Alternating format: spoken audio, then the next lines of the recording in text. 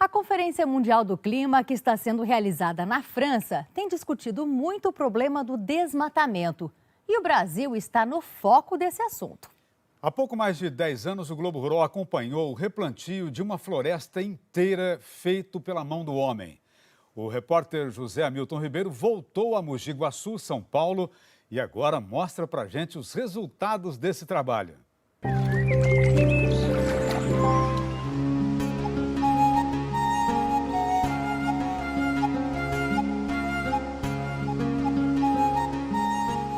Parque São Marcelo, município de Mogi Guaçu, região de Campinas, a 170 quilômetros de São Paulo. Um lugar já conhecido do Globo Rural. 10 anos atrás nós estivemos aqui. A questão era plantar uma floresta. Nós fomos ver uma experiência que não tinha dado certo. Aí viemos nesse lugar onde havia a plantação de mudas de espécies arbóreas. Fomos então visitar uma área degradada, pertencente a uma empresa de papel e celulose, onde tinham sido plantadas mudas para surgir dali uma nova mata. A gente marcou algumas, a paineira, um genipapo, o guapuruvu. A minha experiência de áreas que eu já vi anteriormente, com 10 a 15 anos, você tem uma mata bem formada a partir de um plantio semelhante a esse. Pegamos a palavra do agrônomo diretor do Instituto de Botânica de São Paulo como um desafio. Esperamos um pouco mais de 10 anos e viemos conferir. Sr. Luiz Mauro, mudou a situação das mudas. Também mudamos nós, não? Bastante, é? Bastante. Mas confirma muito aquilo que eu disse a você, você pode estar constatando. Hoje você está numa sombra de uma mata.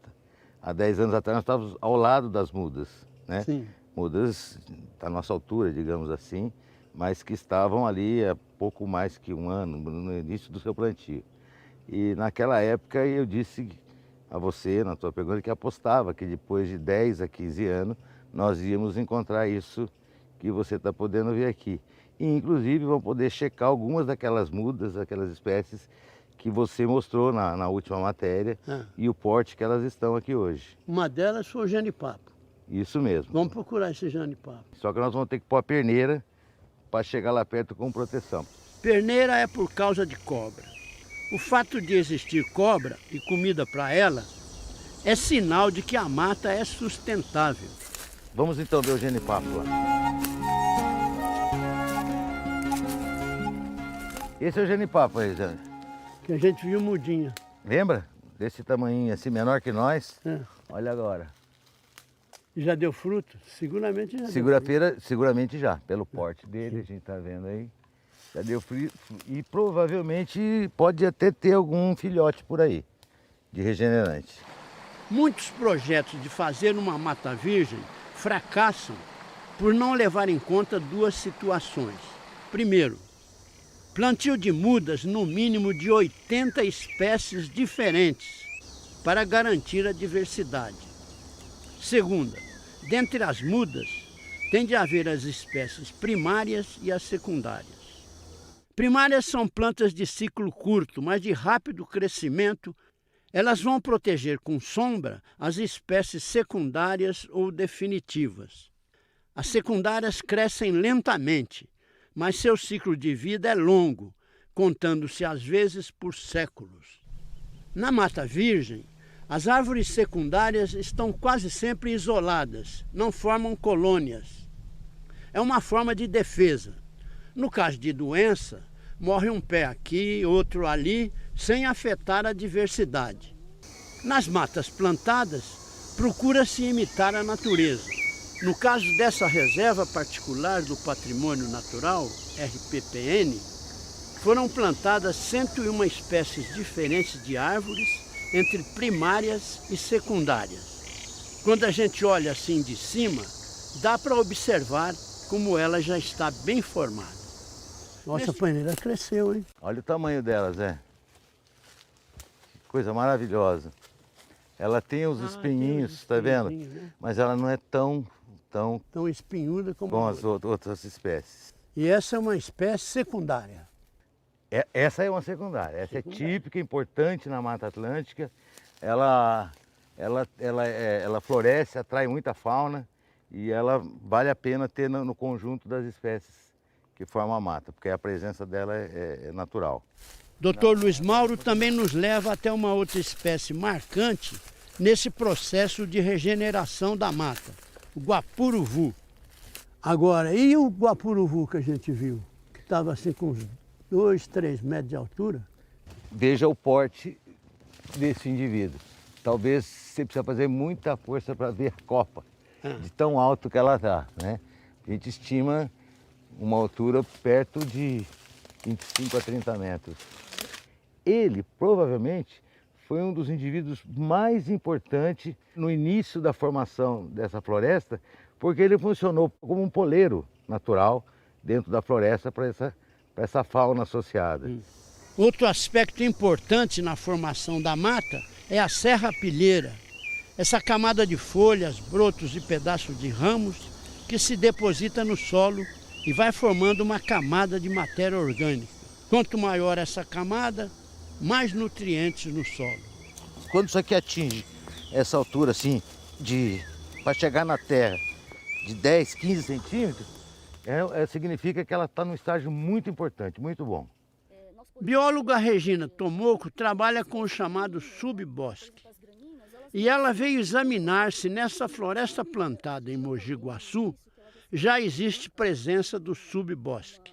Plantas de pequeno porte que não foram plantadas, surgiram por si. Arbustos, trepadeiras, bromélias, cipós. Em qualquer trecho da mata consolidada, elas aparecem. Nesse espaço de alguns metros quadrados, a gente já pode identificar alguns indivíduos, principalmente que fazem parte do subbosque das florestas, desse reflorestamento. Então aqui eu já posso citar uma espécie de subarbusto, né, que é o Piper aduncum. Piper é uma espécie de pimenta. É uma espécie da mesma família da pimenta. A gente tem esse outro arbustinho aqui, que é da família do café, que é a Psicotria, né? Que é vulgarmente, né, também chamado de cafezinho, né, que faz parte do subbosque da floresta. Em matéria assim de planta rasteira?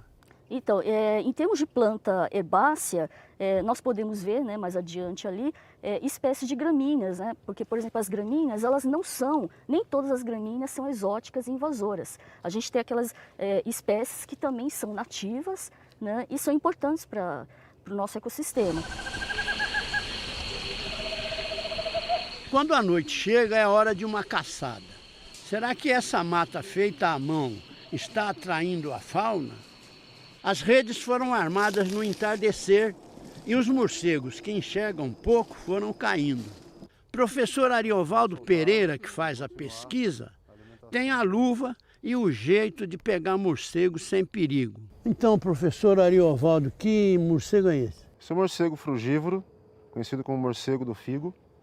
É um morcego relativamente comum, inclusive em ambientes urbanos, e é o morcego mais comum da área que a gente se encontra aqui. Trata-se de um morcego que se alimenta de frutas, bem distante do vampiro, aquele que chupa sangue e transmite raiva. Foram pegos também alguns morcegos insetívoros, também inofensivos. Professor Ariovaldo toca 2 experiências aqui. O primeiro objetivo foi saber qual é o papel dos morcegos no auxílio desse processo de recuperação da área degradada. E o segundo objetivo do projeto foi saber a importância da área para os morcegos. Basicamente, o que esse estudo demonstrou foi que, os morcegos contribuem para a área trazendo um aporte de sementes, que não foram utilizadas no processo original. E, ao mesmo tempo, a área contribui para o morcego, oferecendo condições para a manutenção de populações reprodutivas e aumentando a diversidade local. Para completar o testemunho, fica faltando a opinião de um mateiro sobre se essa floresta está mesmo correndo bem. Fomos atrás do João Machado, nascido e criado por aqui. Quantas mudas foram plantadas? Em torno de 300 mil mudas. 300 mil nessa área? Nessa área toda, essa área aqui é grande. 180 hectares mais ou menos? 180 hectares. Ô João, tem uma lista assim de animais que já foram vistos aqui?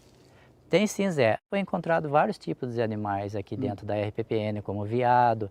A gente já tem relato de pessoas que passou na pista e viu a onça parda dentro dessa RPPN e nos avisou que tinha visto uma onça parda. Então tem vários tipos de animais, né? Tem os répteis, tem a serpente, aqui tem muita serpente. O João também falou de capivara, gambá, jacu, mutum. E ele vai com a gente no lago, que ganhou mais água depois que a floresta incorporou. Agora está mesmo parecendo uma mata virgem.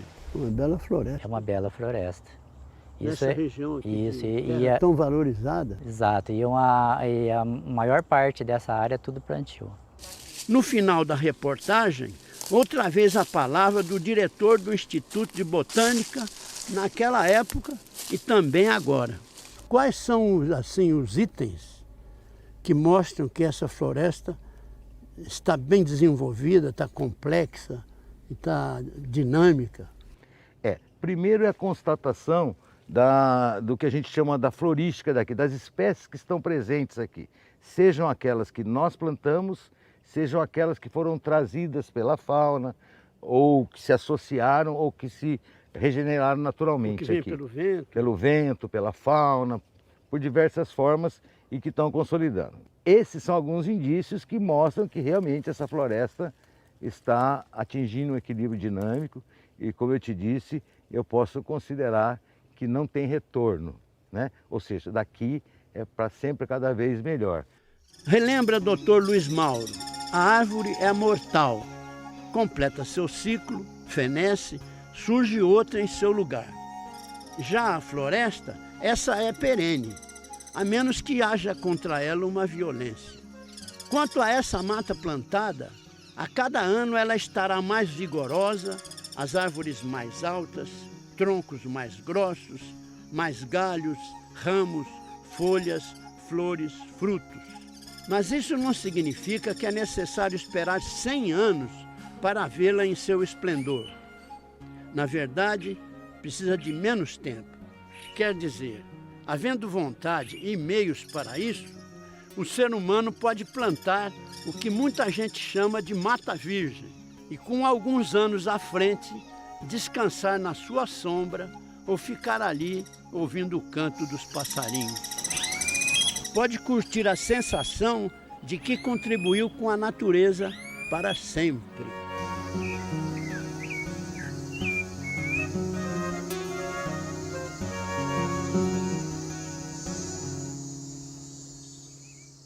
Segundo um levantamento do Instituto de Botânica de São Paulo, além das 101 espécies de árvores plantadas na área, foram catalogadas outras 30 que surgiram pela força da regeneração da natureza.